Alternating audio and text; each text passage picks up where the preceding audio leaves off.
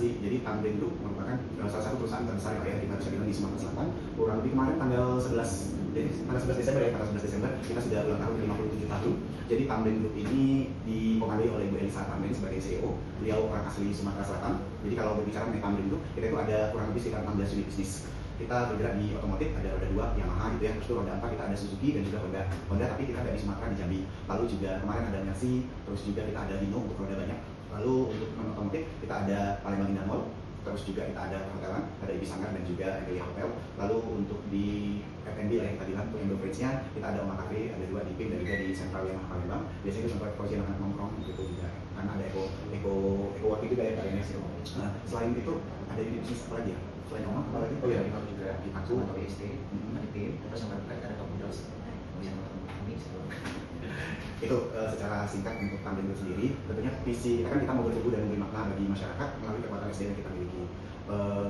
Terus itu juga kekuatan kita miliki pelayanan dan pengembangan usaha dengan membangun perusahaan yang terpercaya dan memiliki reputasi yang baik. Terus itu visinya kita ada 4. Yang pertama adalah mengembangkan pemimpin yang sukses, melayani 31,8 juta pelanggan di tahun 2027, mengembangkan pemimpin yang sukses. Terus juga apalagi kayak itu pasti improvement dan juga satu lagi itu sih. Oke, kalau berbicara mengenai gambaran umum, pasti semua unit bisnis beda ya, beda permintaannya. Tapi kalau kita lihat sekarang, contoh saja untuk di dunia otomotif memang hampir 70% itu banyak bergerak di bidang marketing dan juga sales. Lalu juga tenaga administrasinya. Setelah tenaga administrasinya pasti kita butuh yang namanya leadernya juga. Leader itu biasanya dari SVP, terus juga ke manager dan juga top manager juga. Biasanya sih kalau kebutuhannya di situ, even di non otomotif juga seperti itu. Kalau untuk yang di non otomotif kan biasanya dia tidak direct selling, biasanya sih kita memang butuh tenaga pekerja yang memang lulusan baru tamat kuliah gitu ya. Apalagi kemarin kita baru mengadakan yang namanya TLB Tamrin Leadership Bootcamp, bagaimana kami mencetak para leader sependidikan selama 6 bulan. Jadi mereka dicek dulu gitu ya, bagaimana pengetahuan mereka, skill mereka, attitude mereka, lalu bagaimana kami mengisi soft skill dan juga hard skill mereka untuk bisa ditempatkan di all unit business. Kalau untuk gambarannya saat ini ya, sebanyak sesuatu. Kalau untuk hasilnya ya, apa ada hasil atau sertifikasi tertentu yang dibutuhkan sebagai syarat atau bahan nilai atau misalnya? Kalau berbicara hasil itu kan salah mutlak istilahnya lo diterima karena lo bisa mengerjakan beberapa hal gitu ya. Istilahnya itu hasil ini yang membuat lo bisa mengerjakan sesuatu. Contoh saja mekanik gitu ya. Mekanik itu kan dibutuhkan untuk tenaga servis. Mereka itu ada sertifikasinya untuk hasil. Ada yang level bronze, ada yang level silver gitu ya. Nah biasanya mereka itu ada level-levelnya. Mereka yang bisa mengerjakan ini, contoh untuk servis ringan ini di level bronze gitu. Untuk yang di silver biasanya dia lebih condong ke perusahaan besar atau segala macam. Nah untuk karyawan lainnya sendiri, contoh di sini kan ada karyawan dia di bagian SR, tentunya di bagian pelatihan development, tentunya hasilnya adalah dia sertifikat corporate trainer gitu ya. Nah itu wajib. Terus itu juga kita lagi mengusahakan training BNSP, Badan Nasional Sertifikasi Profesi, untuk mereka bisa itulah bekerja dengan baik. Biasanya seperti itu untuk hasil ya. Karena kan kebanyakan kalau kita lihat kita rekrut, kita terima ya nggak langsung 100% mereka bisa running gitu ya. Pasti ada perkara-perkara dulu.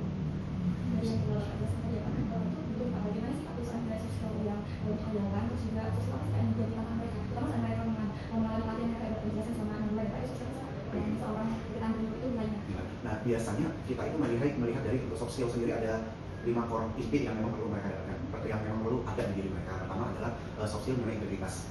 Kan kita kan ada core value kita dan itu dimasukkan di soft skill kita. Yang pertama adalah integritas. Kalau yang di situ yang kedua adalah customer focus. Yang ketiga adalah communication, continuous improvement dan juga teamwork. Jadi syarat mutlak pertamanya dulu adalah dia apa yang dia kerjakan, apa yang dia katakan itu selaras dengan apa yang dia katakan. Istilahnya itu integritasnya tentang kejujuran gitu ya. Kan zaman sekarang bahkan banyak kasus-kasus gitu ya, manipulasi data atau segala macam, dan di Tamrin Group itu sangat penting yang nilai-nilai kejujuran terlebih dahulu terhadap diri mereka gitu ya. Lalu yang kedua, sadar atau tidak sadar Tamrin Group ini kan bisnis profit ya, bukan sosial. Jadi kita harus benar-benar fokus ke customer kita gitu ya. Mereka harus punya jiwa melayani. So ibu Elisa itu terus memberi informasi ke teman-teman bahwa setiap karyawan Tamrin Group itu harus punya jiwa melayani semua level. Itu soft skill yang harus dia ada. Yang ketiga adalah berbicara mengenai communication ini bagaimana mereka berbicara dengan tim gitu ya, dengan orang lain ya, harus win-win solution lah ya, nggak bentrok sana sini akibatnya toxic atau segala macam. Yang kelima adalah berbicara mengenai continuous improvement.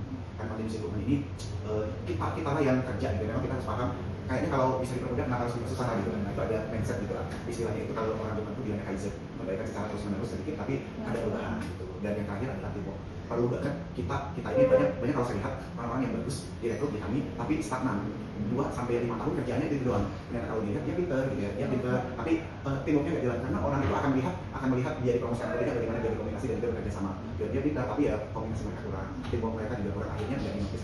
Itu sih kalau saya lihat. Kalian ada yang mana?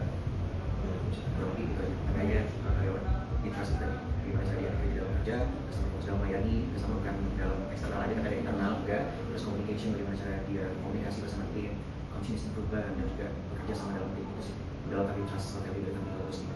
Nah itu inti. Jadi yang berikutnya itu kan soft skill itu dibagi dua ya. Ada yang lu dengan diri sendiri, lu dengan orang lain. Tadi kalau kamu udah bicara interpersonal skill adalah Anda berkolaborasi dengan orang lain. Tapi sebelum itu lu harus kuliah dulu ke diri sendiri, lu dengan diri sendiri. Itu juga soft skill. Contoh bagaimana your emotion gitu ya. Itu soft skill juga. Lu bisa mengendalikan diri Anda sendiri, mengendalikan time management ya istilah kata orang itu, terus apa lagi tuh? Manage waktu, manage uang. Itu juga perlu banget. Kalau lu selesai dengan dirimu sendiri, lu dengan orang lain akan lebih baik. Dari semua soft skill sama skill tadi Pak, apa sama-sama nih Pak, interpersonal skill apa yang paling penting dalam kolaborasi kerja di kantin dulu, serta program apa yang dilakukan untuk meningkatkannya? Ini kan kembali kita tahu nih Pak, misalnya apa yang harus dari sama kedua ini, gimana adanya kebetulan nanti. Nah, biasanya untuk soft skill gitu ya. Nah, kebetulan ini KIC-nya kalian ini adalah salah satu yang men-training karyawan-karyawan kantin itu untuk training staff untuk program. Boleh dijelasin ya seperti apa tuh materi-materi yang diberikan ke tim kita, terutama new induction dan juga karyawan baru Pak ya.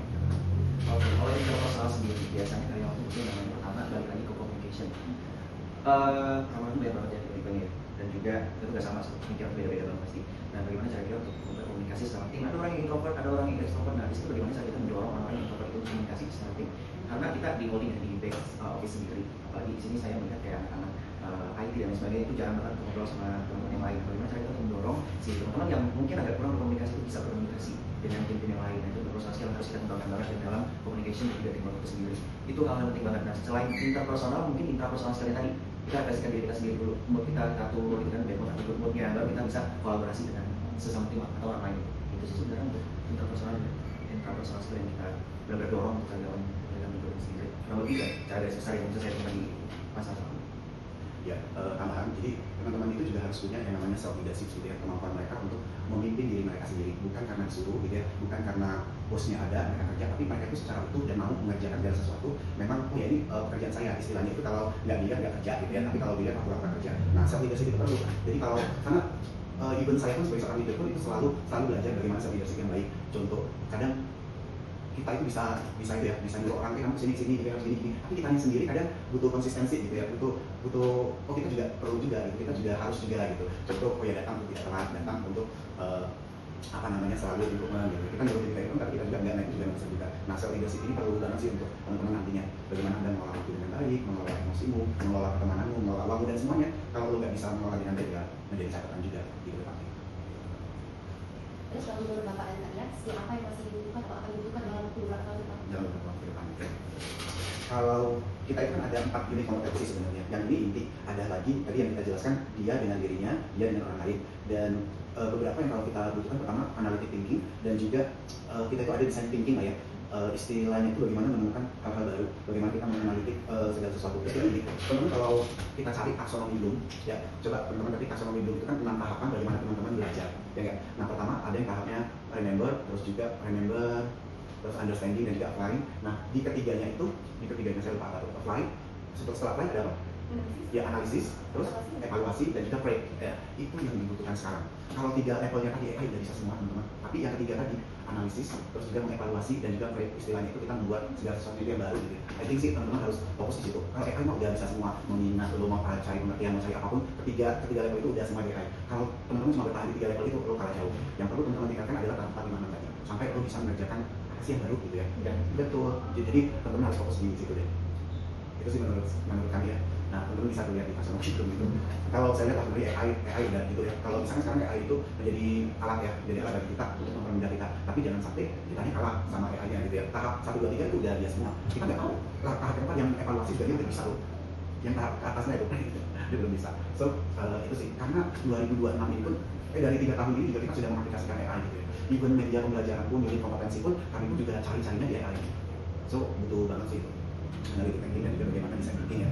Problem solving juga bagus itu untuk kita ya. Itu ada lagi. Mungkin itu ya. Ada generasi dan panjang ya. Terima kasih atas sama kalian. Terima kasih dan waktu telah mendengarkan ya. Terima kasih memahami tujuan kompetensi SDM, selain itu dan juga pengembangan kompetensi kita dengan baik. Semoga kalian dan kalian Ini dari jurusan Akuntansi. akuntansi gitu ya. Akuntansi itu analitik tingginya harus jago, nggak bisa manual. Ini akuntansi semua ya? Ya, ikhlas. Ya biasanya finance lucu banget. HR juga masuk di situ, di mana coba kalau HR? Ayo. Jadi kan kalau kita ngobrol mengenai HR ini kan banyak. Ada yang namanya rekrutmen, bukan cuma sekedar rekrutmen saja, selain rekrutmen di training dengan kita, terus juga firewall, itu pajak atau segala macam kan di situ. Terus apa lagi? Kebanyakan memang FAT ya, FAT ya, biasanya finance, tax, apa ya, lupa ya, FAT biasanya, finance. Ya, teman-teman banyak belajar juga analitik. Apalagi sekarang untuk biasanya anak-anak akuntansi kan ngecek lembar kebutuhan, sudah realisasi gitu ya. Kadang di situ juga ada yang namanya manipulasi. Nah, bagaimana? Namanya kan sekarang, audit juga bisa. Kebanyakan sih kalau nanti mau kemana? Terlepas dari sini. Biasanya dari yang ngolah bisnis mata.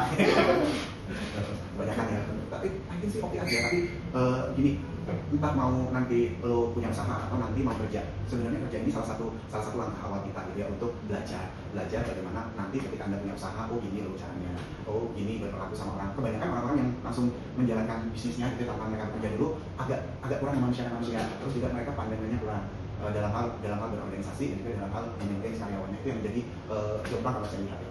Jadi perlu banget sih kerja lah sekitar setahun 2 tahun dapat ilmunya dipakai untuk usaha apanya. Betul. Oh, oke deh.